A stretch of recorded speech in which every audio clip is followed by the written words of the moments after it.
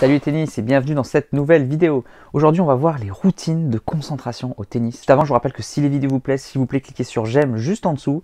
Abonnez-vous à la chaîne YouTube, c'est gratuit. Partagez les vidéos avec vos amis pour que j'ai encore plus d'abonnés. Et puis bien sûr, cliquez sur la cloche pour ne louper aucune des prochaines vidéos. C'est parti, les routines de concentration, un outil très classique en préparation mentale. Et là où j'estime que c'est plutôt pour les débutants, je constate que beaucoup de joueurs de haut niveau n'ont pas ces routines de concentration. Je suis toujours choqué que personne ne les ait en appliqué. Et on en revient toujours au même constat, c'est que le mental n'est pas si travaillé que ça, même au haut niveau. Donc je suis toujours choqué de ça. Qu'est-ce qu'une routine de concentration? Eh bien en fait c'est un protocole qu'on va toujours mettre en place de la même manière avec deux objectifs. Premier objectif, bien sûr, optimisation de la concentration, se concentrer évidemment, mais bien sûr aussi une routine dans le sens toujours la même chose pour canaliser son stress, sa confiance en soi et qu'on soit beaucoup plus facilement dedans, qu'on puisse le remettre en place beaucoup plus rapidement. Il existe un grand nombre de routines de concentration.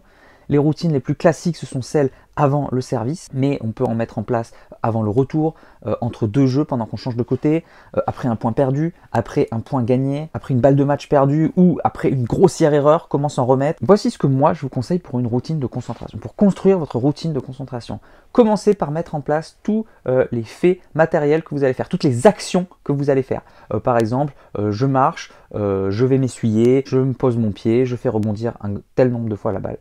Une fois que vous avez mis en place vos actions, vous allez rajouter ensuite la respiration. À quel moment je respire et dans quel but? Est-ce que je respire pour me relâcher? Est-ce que je respire pour m'activer? Une fois qu'on a mis en place ça, on va mettre en place à quel moment on fait son imagerie.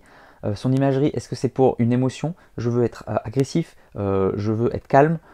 Ou est-ce que c'est pour un point de vue tactique? Alors là, je vais servir slicer et ensuite je vais essayer de jouer de l'autre côté. Et bien sûr, on met en place également son dialogue interne. Qu'est-ce que je pense? À quel moment? Là, je dois penser ça. Là, je dois penser ça. On essaie de le mettre en place très précisément. Le point fort de la routine de concentration, une fois que vous l'avez construite, c'est de l'appliquer. Si vous la faites pas, c'est sûr que ça sert à rien. C'est de le faire la même chose un grand nombre de fois. Ça ne veut pas dire qu'il ne faut pas changer ou s'adapter, mais ça veut dire qu'il faut la faire un grand nombre de fois. Si vous la faites qu'une ou deux fois, ben forcément ça va pas marcher et en match ça sert à rien.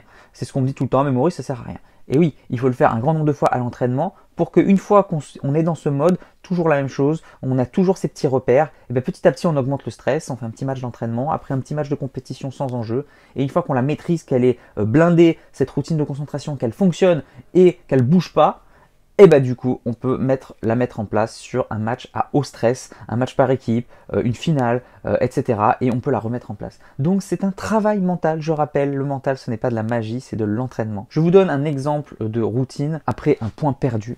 Donc après un point perdu, la première chose, moi, c'est d'analyser mon émotion, quelle émotion je ressens.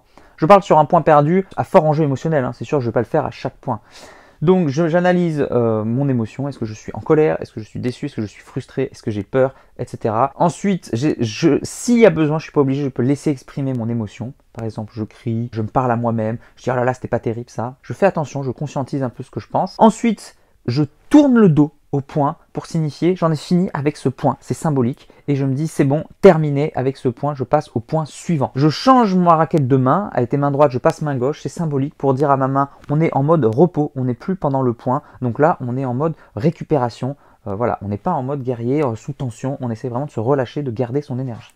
Donc j'ai la raquette dans la main gauche, je marche, j'utilise pas la serviette, mais certains joueurs utilisent la serviette à ce moment-là, je viens m'essuyer, la transpiration. Et s'essuyer la transpiration, ça peut aussi être symbolique sur vos émotions, c'est vous qui voyez. On peut aussi avoir un poignet ici pour s'essuyer la transpiration. Ensuite, une fois que je suis prêt, je me retourne et ça veut dire que je suis prêt pour le point suivant. Donc c'est bon, je me dirige soit au retour, soit au service. Pour ma routine de service, donc je viens me placer avec mes balles, donc j'ai deux balles, une dans ma poche, une dans ma main. Je viens positionner mes pieds comme il faut. J'adore sentir les sensations corporelles, l'appui de mon pied gauche au sol, la sensation de la balle dans la main. Je me mets en position de service. Je fais une grande respiration à ce moment-là. En adaptation, si jamais je suis trop énervé, je fais une expiration longue pour pouvoir me redescendre en niveau d'énergie. Si au contraire je suis mou et que j'ai fait des fautes parce que j'étais mou, je vais essayer de me dynamiser à ce moment-là. Donc gestion de l'énergie à ce moment-là. Je fais rebondir ma balle 2 ou 3 fois selon mes besoins. Et c'est à ce moment-là que je visualise où est-ce que je vais jouer. Est-ce que je vais jouer slicé? Est-ce que je vais jouer à plat? Moi, j'ai une méthode très singulière, c'est que j'interroge mon inconscient. Donc en début de match, ça marche pas. En début de match, je fais beaucoup d'essais. Mais au fur et à mesure du match, j'interroge mon inconscient et je lui dis, est-ce qu'il vaut mieux slicer ou est-ce qu'il vaut mieux jouer à plat ou est-ce qu'il vaut mieux kicker? Et là, tout de suite, j'ai une réponse qui me vient. En général, je sais exactement ce qu'il faut que je fasse. Je sais, en fonction de l'adversaire, en fonction des points qui ont été joués précédents, où est-ce qu'il faut jouer. Donc je fais confiance à mon inconscient. Je lui laisse le champ libre. Je me relâche les épaules. Je souffle une dernière fois. Je lance la balle avec mes poids de corps qui bougent d'un pied sur l'autre. Et une fois que la balle est en l'air, je lâche prise, je laisse faire mon corps. Je ne le contrôle plus, je lui laisse entièrement libre. Voici un exemple de routine de concentration. Alors là, on parle de routine de concentration au sein même d'un match. Il peut y avoir des routines de concentration avant match, hein, bien sûr. Comment arriver prêt au moment du jour J, du moment du match. Donc ça part du début, le matin, à quel moment je me réveille, si c'est 3 heures avant, 4 heures avant, quel échauffement je vais mettre en place, réveil musculaire ou pas.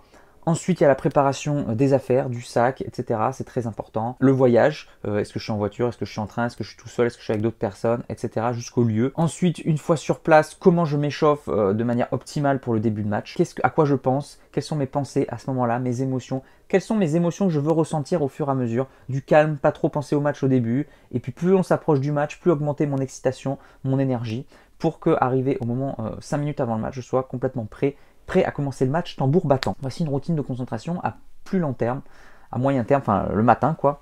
Il existe vraiment la routine de concentration à long terme. Je pense pas qu'elle soit très utile, mais bon, je sais qu'il y en a qui l'utilisent. Pour un tournoi, et ben voilà, on planifie que à tel moment on fera ça, à tel moment, voilà, imaginons le tournoi est dans 2 semaines, et ben là je planifie mon entraînement, je planifie ceci, cela, là c'est jour de récup. C'est plus une planification physique pour moi, mais bon, ça fait partie aussi du processus mental, donc pourquoi pas. Voilà, je vous ai tout dit sur les routines de concentration. Si j'ai oublié quelque chose, n'hésitez pas à me le mettre dans les commentaires ou à me poser des questions. Et puis j'ai besoin de votre feedback, s'il vous plaît. Dites-moi votre avis sur la routine de concentration. Est-ce que vous l'appliquez? Comment vous faites? Quelles connaissances vous avez là-dessus? Donc j'attends vos commentaires. Moi je vous dis à demain pour la prochaine vidéo. En attendant, n'oubliez pas, allez jouer au tennis. Faites vos routines de concentration, c'est très important. Progressez et surtout, faites-vous plaisir. Ciao! Si tu es encore là, c'est que soit tu es très motivé, et dans ce cas-là, je te félicite, soit que tu aimes ce que je fais. Dans tous les cas, s'il te plaît, laisse un commentaire pour donner ton opinion et soutiens mon travail, soit en partageant les vidéos, c'est important pour l'algorithme, soit en allant sur Tipeee. Tu peux aller encore plus loin en t'abonnant à ma newsletter où je te donnerai plein de conseils. Rien de plus facile, clique sur le lien dans la description. À bientôt!